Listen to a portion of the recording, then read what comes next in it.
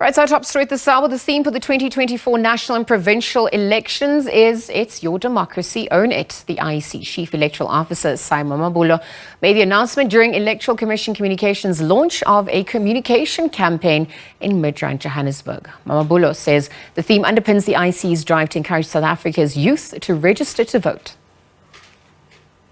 The first of this takes place on the 18th and 19th of November 2023. The date for the second registration weekend is subject of consideration by the Commission. Just under 68,000 staff have been recruited and are currently in the final stages of training ahead of the registration weekend. These staff are being taken through a two-module training and a practical session to ensure that they offer an efficient service to citizens. The number of voting staff will increase to approximately 300,000 by the time of the elections. To enable the registration process to proceed seamlessly, 260 tons worth of registration material and equipment has already been delivered to the 9 provincial warehouses. This material will soon be dispersed to numerous local sites across the country. The current estimate of logistical material to be handled for the election itself is approximately 610 tons, excluding ballot papers. Given the ever-growing penetration of mobile devices in the ordinary course of social and political discourse, the Electoral Commission has launched an online registration portal in 2021. To date, just over 1 million transactions has been processed through the portal, of which 439,000 are new registrations, whilst the balance are re-registrations. As we predicted, the majority of new registrations on the portal are young persons in the age category 20 to 25. And the use of the portal is no different during the day and in the evening. So there's a fair distribution of accessing the portal during the day and in the evening hours. We believe that the portal offers citizens a convenient avenue to enlist on the voters' roll. Of course, we acknowledge a constraint relating to data costs for a significant proportion of society. In this regard, we are engaging with telecommunications company to examine possibilities of zero-rating this online facility ahead of the elections. Well, SABC News reporter Natasha Puri, in fact, has more on that story. Earlier on, we saw the Electoral Commission actually launching and unveiling next year's watershed elections. It's under the theme NPE, National and Provincial Elections 2024. And the logo and the theme for next year's polls is It's Your Democracy, Own It.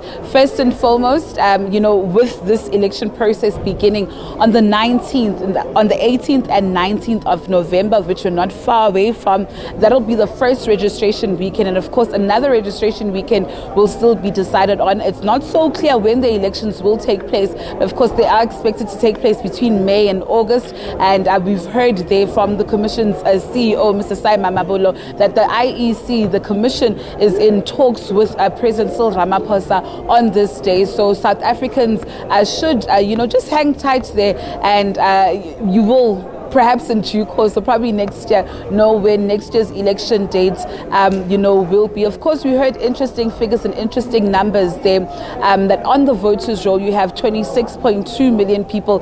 That's the numbers we're currently sitting right now, 26.2 million people who are registered. And of course, the plea from the IEC is that more people should come out in their numbers and vote. Remember, in 2021 was quite a sad scenario that that we saw happen. There were over 26 million people were registered to vote, but only 12 million people came out in their numbers, and majority of that were actually women. The IEC says it's all hands on deck. They're all set and they're ready with their campaigns, of course, of educating people about voting. They've rolled out their various campaigns online, and on other mediums, as well. So a lot of things just coming out there, from the IEC in terms of their preparedness, and now it's all hands on deck for the first registration weekend that will be taking place, of course, in November. They've also said that multiple staff has actually been hired. 68,000 people have been recruited to actually help, conduct next year's elections. It's quite interesting because, like we've been reporting all morning, next year's elections are watershed because for the first time in the history of South Africa, independent candidates will actually be concluded. IEC won't reveal right now how many independents will be taking part of the elections, but we know that over 600 parties are actually registered with the IEC, but doesn't mean that all of them would actually, make it to next year's ballots or will be represented on next year's ballots, because remember, a certain deposit fee is required if you're going to be contesting the national elections, the provincial and the regional, elections, so to say, and so to speak, the same for independent candidates. And of course, there needs to be a required number of signatures, about 15%, of signatures to able to qualify and to contest, in the election. So these are just some of the things that actually came out here of, this launch. And the IEC says that they are ready in terms of their timelines. Everything is going well, on track. And just earlier on, we just spoke to the Commission's chair, Mr. Masoto Miap, and we just raised, quite a number of issues. You would know that the issue of,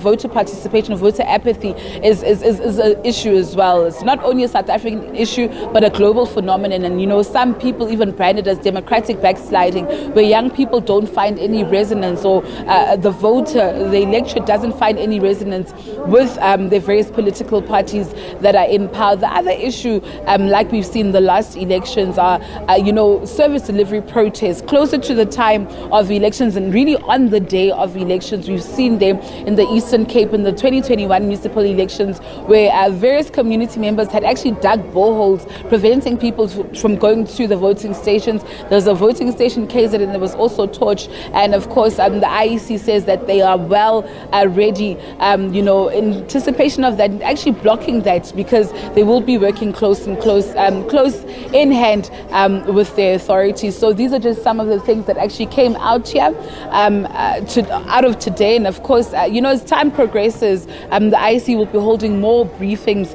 with members of the media and actually updating, members of the media on those current developments. And that, of course, is what we'll be reporting on as the SABC, as it is our mandate. But that said, it's back to you in studio. Well, Pittsburgh political analyst Dr. Levy Ndou to unpack the election program, which had been launched earlier today. Dr. Levy Ndou, good afternoon, and thank you for your time with us here on the SABC. Good afternoon to you, Lizel. Good afternoon to the viewers at home. Thank you for having me.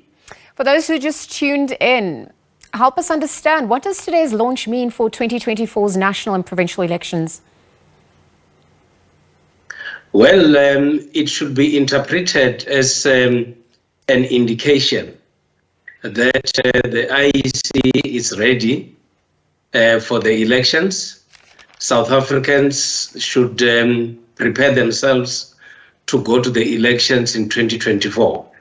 It is also an indication that in terms of logistics, in terms of all the smaller issues that has to be looked at, the IEC is quite ready. The only thing that they are waiting for is to finalize the date of the president, and then parties have to get down and mobilize and canvass for votes. Well, speaking about the state of readiness, what complexities and concerns then also arise at this point?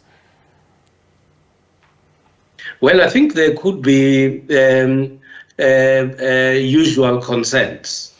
The usual concerns will be that there is a general apathy among South African voters. In terms of the IEC's state of readiness, they have never disappointed us ever since we had elections in 1994.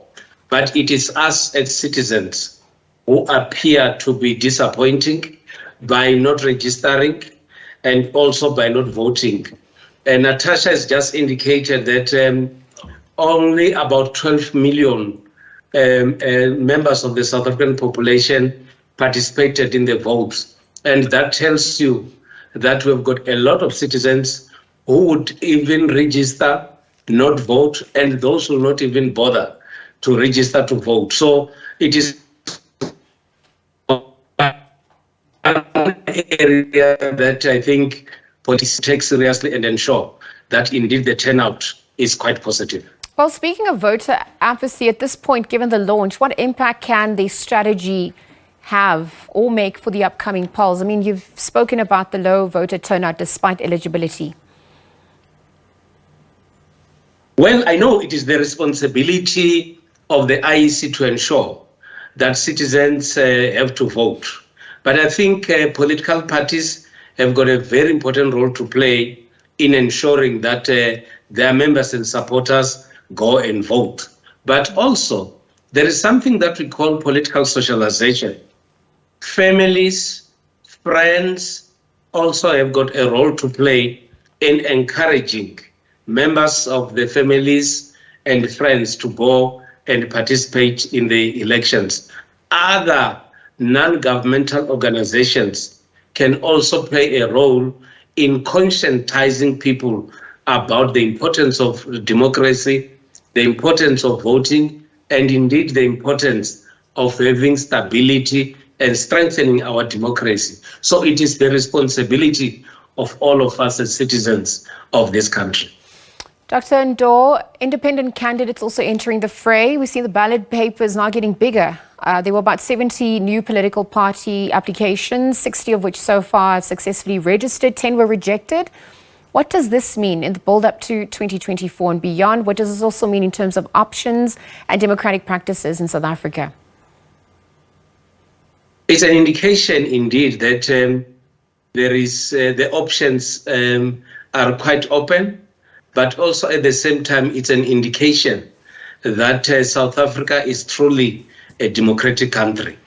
There are people who fought for this democracy who said that let's ensure that people have to enjoy their rights, and this is another indication of exercising their rights. But also, at the same time, there could be consequences whilst exercising democracy. For an example, the length of the ballot when people are voting, the time that a person could spend in the previous election can be extended this time because a person has to take more time looking at the ballot paper.